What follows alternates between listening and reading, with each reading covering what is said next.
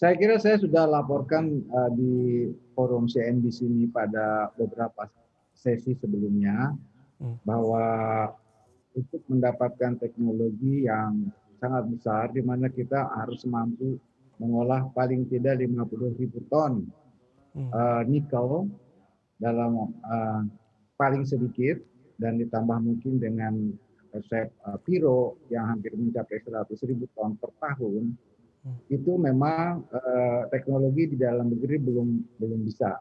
Iya. Ya, jadi kita harus mencari partner. Kami sudah laporkan ada 11 perusahaan yang kita dekati, ya, dan paling tidak 2 perusahaan yang sekarang sedang intens berbicara dengan kita yang merupakan pemain-pemain kelas dunia. Saya kira itulah teknologi-teknologi yang akan berasal.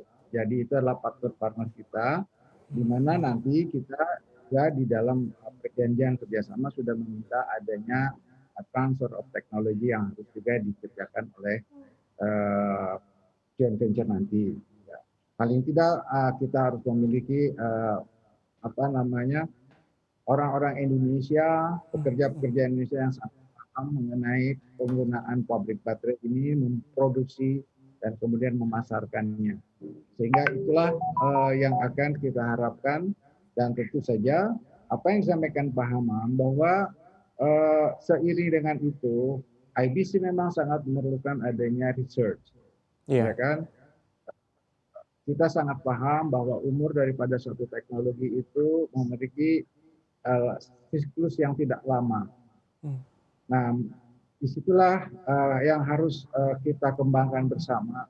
Kita memiliki kemampuan berbisnis, ya, di tingkat dunia, dan kita memiliki R&D di tingkat nasional dan dunia. Sehingga nanti kalau kita kawinkan, mudah-mudahan perusahaan-perusahaan yang sudah kita bangun oleh 4 perusahaan itu, IBC kemudian bisa menggawangi melakukan penetrasi bisnis ke tingkat dunia juga. Karena memang tadi sudah saya ungkapkan bahwa demand di dalam negeri untuk tingkat pabrik yang sebesar yang akan kita bangun masih membutuhkan waktu yang cukup panjang. Ya. Tadi sudah disebutkan bahwa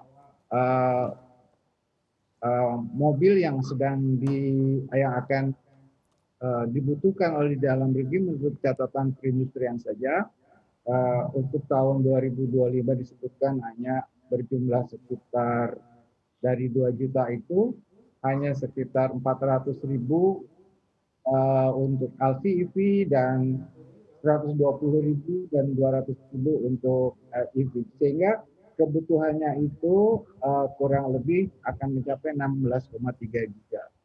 Padahal kita sudah mampu membuat paling tidak sampai 2030 itu 30 giga, ya, sehingga kelebihannya pasti harus kita ekspor. Nah, oleh karena itu kejar-kejaran antara peningkatan di dalam negeri dan produksi yang harus kita miliki, karena produksi minimal kalau sudah jadi tidak bisa dikurangi. Ya. Oleh karena itu ekspor dalam negeri harus kita atur dengan baik. Ya, saya kira itu yang ingin saya sampaikan. Baik, Pak Agus Cahyana, terima kasih. Kita ke Pak Joko Siswanto, Pak Sis dari Dewan Energi Nasional. Ada 2 poin penting Pak Sis yang disampaikan oleh Pak Agus, adalah kita ini punya kemampuan dan kemauan berbisnis dan juga kemampuan R&D yang diakui dunia. Dari catatan Dewan Energi Nasional, kekuatan apa lagi sih Pak yang dimiliki oleh Indonesia sehingga kita bisa mempercepat atau speed up tadi transfer teknologi, mengingat investasi dalam hal transfer teknologi juga masif, luar biasa besar. Nah, pertama dari segi ekosistem ya, dari hulu sampai hilir, alhamdulillah Indonesia ini dikaruniai banyak bahan baku untuk kendaraan listrik ini cukup berlimpah.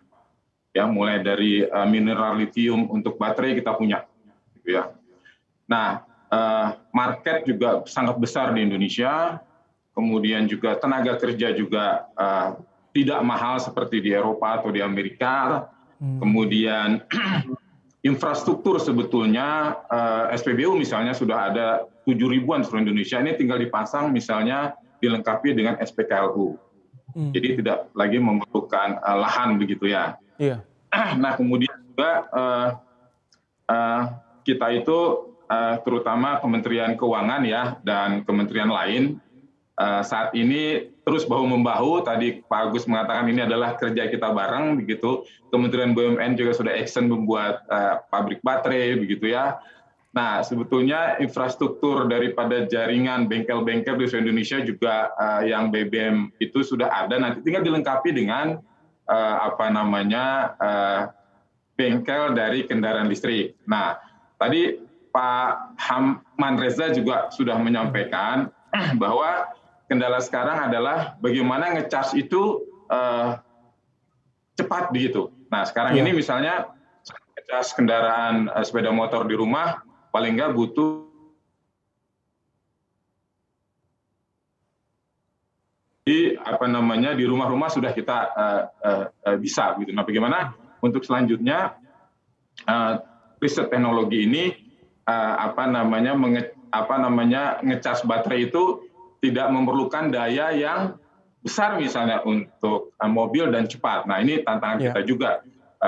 Perlu kita dari lembaga riset ini bisalah menciptakan begitu hal-hal yang kita butuhkan sebagaimana tadi disampaikan oleh Pak Hamman maupun Pak Agus, Pak. Baik, dari Pak Sis kita ke Pak Hamam Riza, kembali dari Kepala BPPT. Pandangan Anda Pak Hamam Riza untuk menciptakan ekosistem dari apa yang sudah kita miliki termasuk kekuatan, hasil riset apakah menunjukkan membangun ekosistem di Indonesia akan bisa dikatakan jauh lebih murah katakanlah bila kita bandingkan dengan Jepang, Amerika sampai ke Eropa?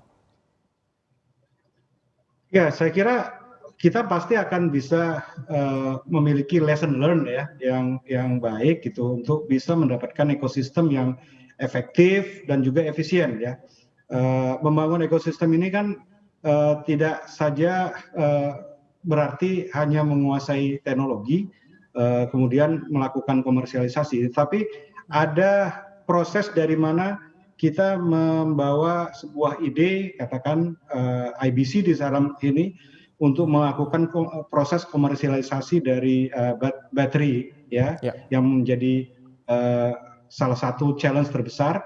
Demikian juga tadi Pak Sis sudah menyebutkan bagaimana charging itu bisa dilakukan dengan efektif dan efisien.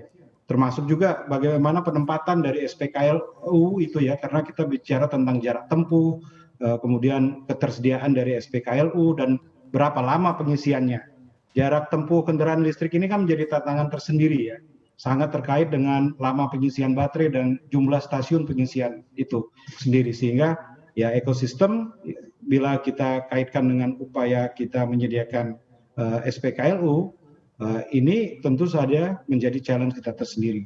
Belum lagi teknologi baterai, karena Indonesia memiliki BUMN yang telah berjalan menjadi pemain di rantai pasok bahan baku, kemudian kita harus juga mencermati bagaimana menumbuh kembangkan industri pendukungnya yang mengisi rantai pasok tersebut ya, yaitu mulai dari sel, modul, dan pack misalnya.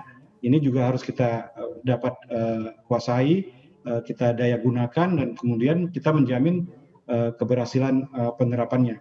Saya juga perlu mengingatkan kita bagaimana pengolahan limbah baterai misalnya. Ya, dalam jangka panjang, baterai ini kan menjadi limbah yang tentu saja membutuhkan teknologi yang kita kuasai. Jadi pada saat kita selesai menggunakan baterai tersebut, kita perlu agar yang namanya konsep zero emission itu berujung pada pengolahan limbah yang baik ya terkait dengan baterai ini. Juga kita perlu menghidupkan industri komponen di dalam negeri. Dan saya kira pemikiran dalam ekosistem ini ya perlu secara inklusif ya memasukkan kemampuan kita menjadi produsen daripada industri komponen kendaraan listrik, sehingga kemudian harga komponen dari kendaraan listrik ini juga dapat bersaing secara ekonomi gitu ya, serta bagaimana kita menghasilkan ya produk-produk yang berkualitas yang tidak kalah dengan produk industri komponen dari luar.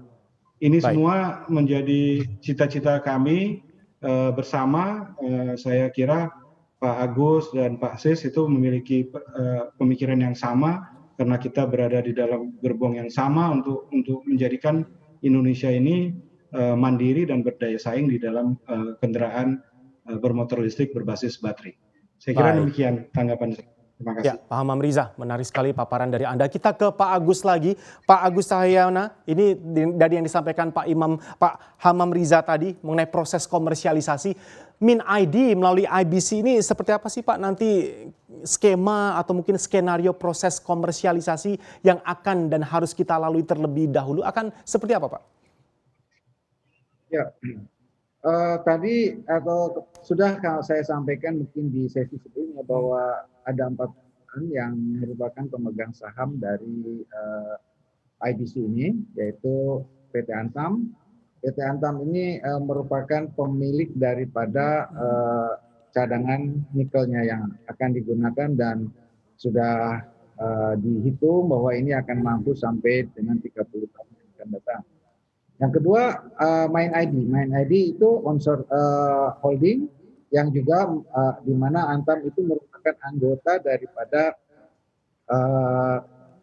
holding yang Main ID dan Main ID dan Antam tentunya sudah memiliki paling tidak 50% saham di IBC dan 25% dimiliki oleh Pertamina dan 25% dimiliki oleh PLN. Nah, baik Main ID maupun PT Antam mendapat tugas salah satu daripada visinya yaitu melakukan hilirisasi. Jadi ini adalah pelaksanaan atau penjawantahan daripada tugas dari pemerintah bahwa kita melakukan harus hilirisasi. Hilirisasi itu apa? Tidak saja membangun miningnya di hulu, tapi kita proses sampai ke baterai, ya, sampai baterai yang jadi dengan sel. Jadi ini adalah sudah sesuai dengan visi yang digariskan oleh Kementerian BUMN dan pemerintah, di mana BUMN holding ini dibangun. Jadi dengan demikian kita akan usahakan Main ID akan mencoba melakukan hilirisasi ini bersama-sama di mana nanti distribusinya bersama-sama dengan PLN dan juga dengan Pertamina. Sehingga ini merupakan suatu dari BUMN yang besar.